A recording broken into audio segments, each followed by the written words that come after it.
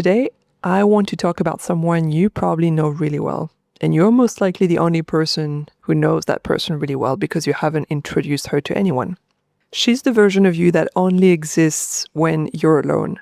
That version who dances in the shower or in the kitchen when nobody's home, nobody's watching, who actually dances, not a cute performative dance like you may be trying to do in public, but with a full body, silly looking, even maybe looking completely awkward. She's the version that talks to herself in the car or that sings to herself in the car, and the one who says the things out loud without filtering any one of them. And this version, if you're like me, she only comes out when the door is closed and when no one's here. And I think we need to talk about that version more because she probably deserves better than solely staying in your bathroom or in your kitchen. And I think she's been hiding for a very long time. And you probably miss her, even though she's you.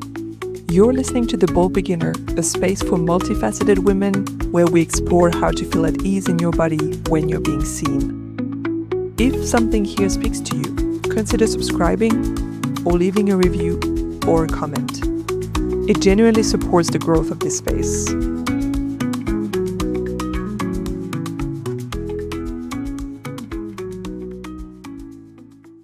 So I had this moment a while back. It was nothing too crazy, nothing insane, but somehow it got me thinking a little bit. I was at home alone and I was doing some sort of chore. I forget if I was doing the dishes or cleaning, whatever. But basically I was playing my music and I was just in the right mood. I was just feeling light, I guess, or unguarded. And I just started dancing in the most silly way, like looking really, really awkward and like doing it anyway, not really feeling bad about it or anything. And in these types of moments, it feels really free. Like your whole body is really different. You're very much relaxed. Nothing's bracing. No muscle is unnecessarily contracted or stiff. Not worrying about anything around you. You're just being a person. I was being my person. And then I heard someone knock at the door. And I swear to you, within a couple of seconds, I watched that version of me disappear. And I could just feel it in my body. Like my posture shifted completely. My shoulders came up. My voice changed when I came to the door. And I just opened the door and became that pleasant person that's very put together. And I just answered the door like a normal person would do, right? Like, oh, hey, how are you? And the woman who was dancing a few seconds ago, she was gone, just gone. And I remember like just after I closed the door, I kind of stood there for a second thinking like, who was that?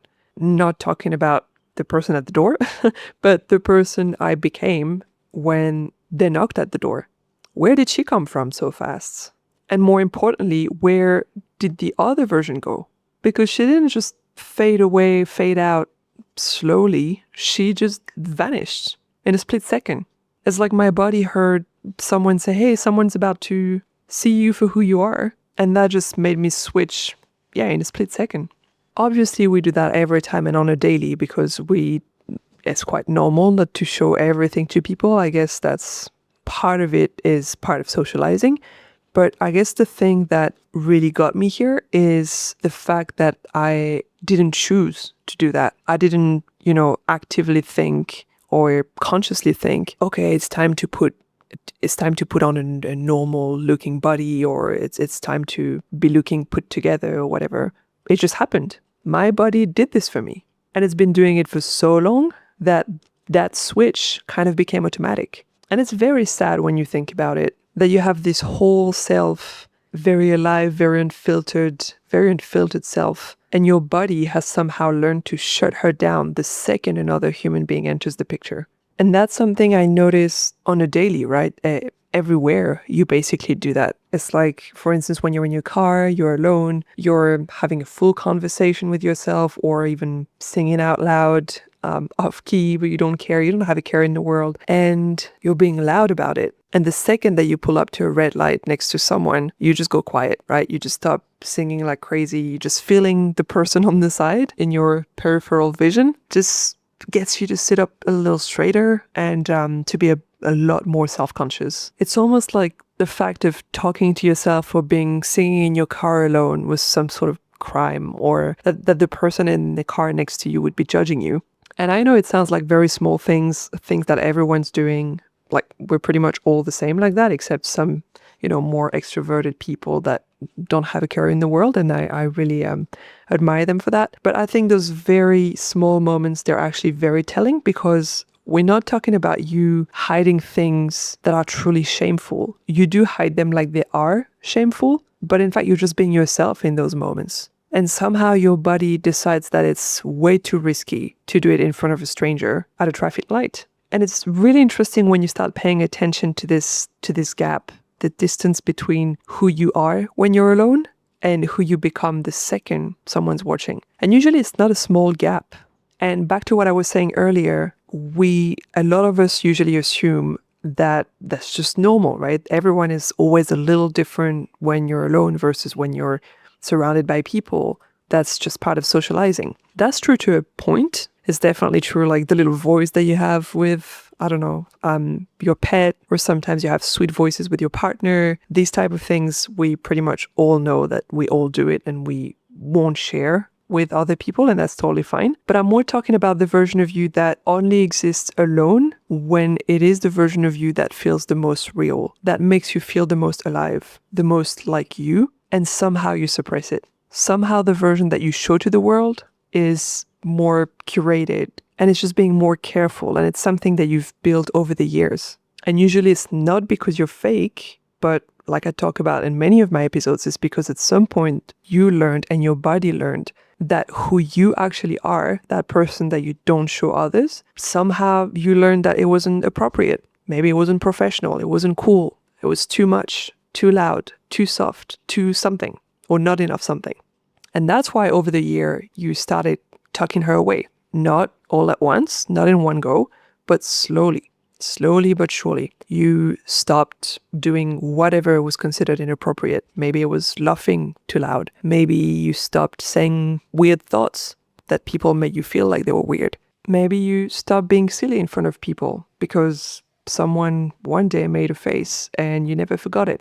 The thing is that you probably don't remember the specific moment that it happened. Usually it's not one big event. It's more like 1,000 tiny things. Sometimes it's a teacher, even in elementary school or primary school, that tells you to settle down. A friend giving you maybe a weird look, just looking at you like you were being weird. It could be someone in your circle that told you one day, why are you like that?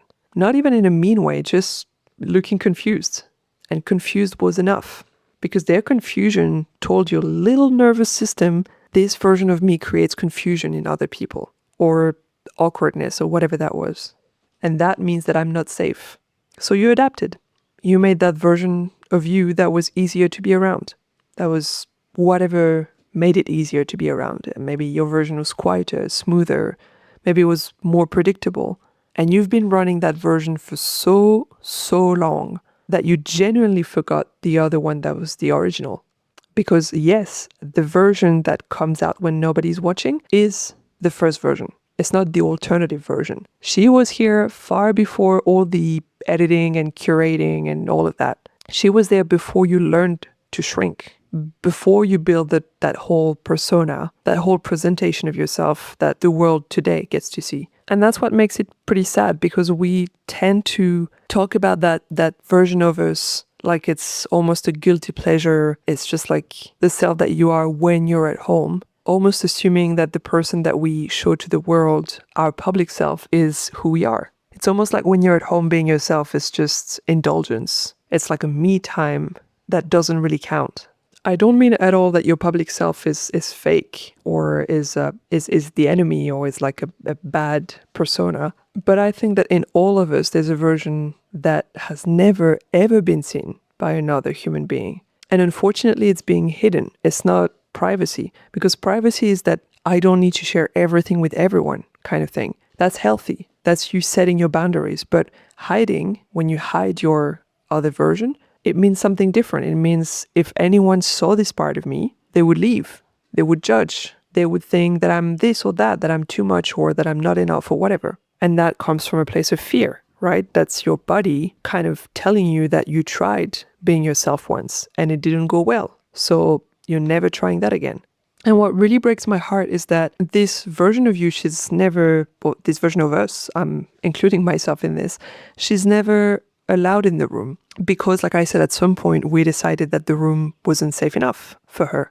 And it probably wasn't. I'm not saying that it's just coming from our imagination. Maybe the rooms that we grew up in genuinely were not safe for that version. But the thing is that we are not in those rooms anymore. A lot of us, it seems like we're still protecting a version of ourselves from rooms that we left years ago. And so if you really think about it, you are hiding your most realist self from people who have never given you a reason to hide. And that's because someone else, years ago, maybe decades ago, made you feel like that self wasn't welcome. So your body just kept the rule and kept enforcing it, even though that threat was long gone.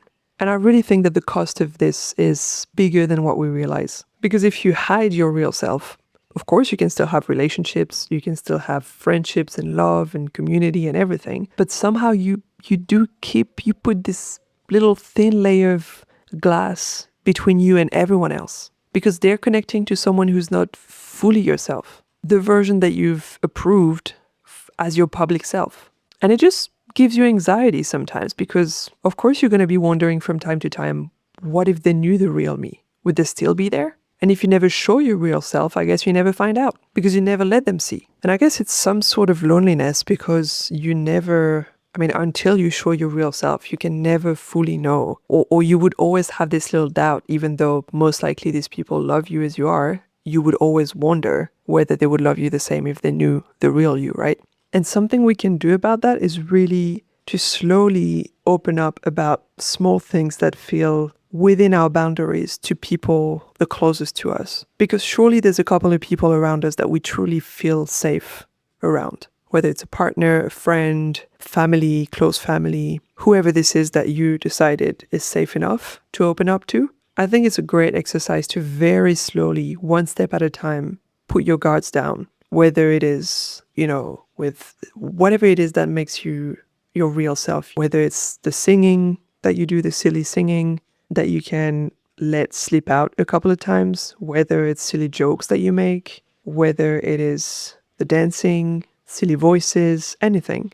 And what's interesting is to notice what happens when you do. And not even so much in the other person's reaction, but to notice what happens in your body. Does it make your breath shorten? Does it make your body stiffen?